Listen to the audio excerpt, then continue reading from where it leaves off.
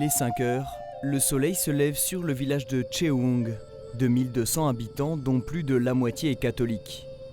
Nous sommes à l'extrême nord-ouest du Vietnam, dans le diocèse de Ung Hoa, le plus grand du pays, le plus pauvre aussi. Cette terre est mêlée de sang, celui que les martyrs ont versé, ici payant du prix de leur vie leur amour pour le Christ et leur zèle à annoncer l'Évangile.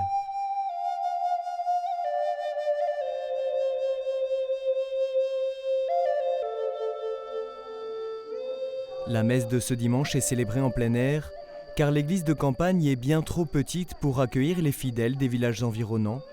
Une célébration inimaginable il y a encore une quinzaine d'années, car jusqu'aux années 2000, les autorités communistes interdisaient tout rassemblement public chrétien, particulièrement dans le Nord, cœur idéologique du pouvoir.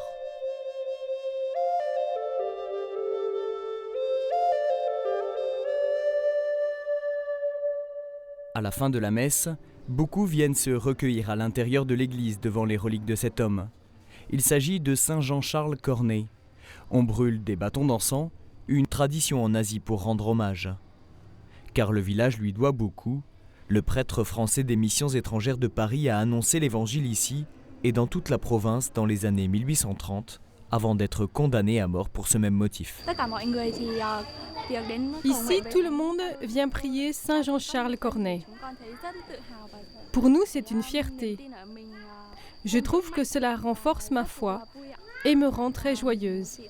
C'est une grande chance qu'il soit venu au Vietnam. Ces deux jeunes filles habitent le village. Nous nous rendons chez elles à quelques pas de l'église.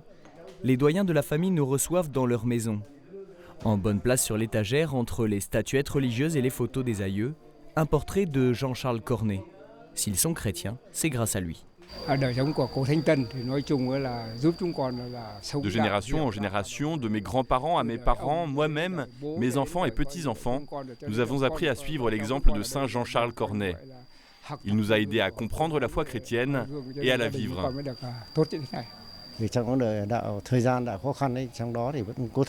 Saint Jean-Charles Cornet a toujours intercédé pour notre village.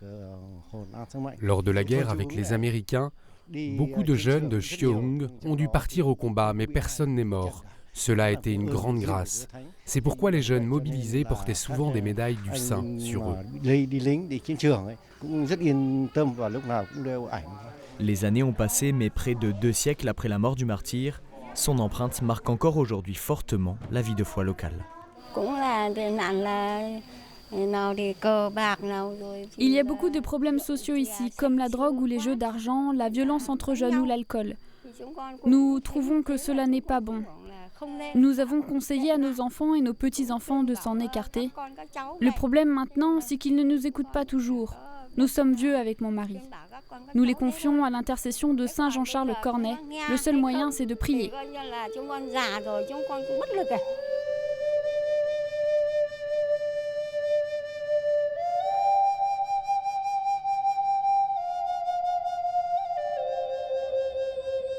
Le fleuve Rouge.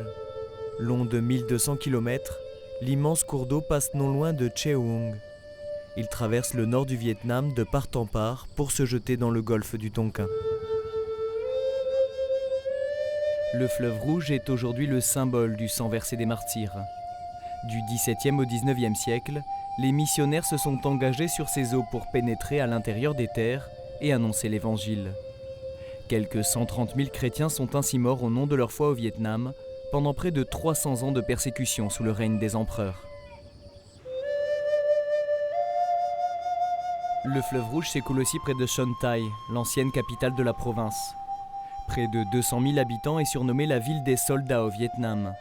C'est ici que se trouve l'école d'infanterie de l'armée populaire, de nombreuses casernes et un cimetière cher à Ho Chi Minh, père du Vietnam communiste. Ici, nous sommes à côté du cimetière de la patrie.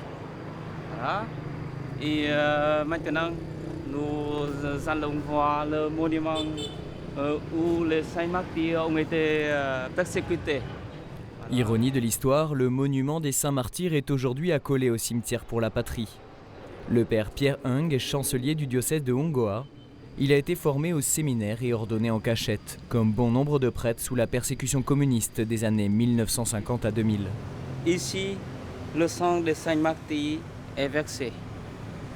Pour moi, c'est un témoignage pour la vie chrétienne et même pour moi, la vocation sacerdotale que j'ai suivie et je vis maintenant dans l'Église. L'exemple que les martyrs ont donné aux fidèles, c'est la persévérance pour subir les peines, les difficultés, les épreuves dans l'amour de Dieu. Ils ont eu besoin de l'exemple des saints martyrs pour les soulager et les aider à rendre témoignage au Seigneur dans les lieux où ils vivaient et travaillaient. À toutes les époques et sous tous les régimes, les chrétiens ont été persécutés au Vietnam. Mais plutôt que d'étouffer, la foi en est sortie renforcée dans les lieux mêmes où le sang des martyrs a coulé.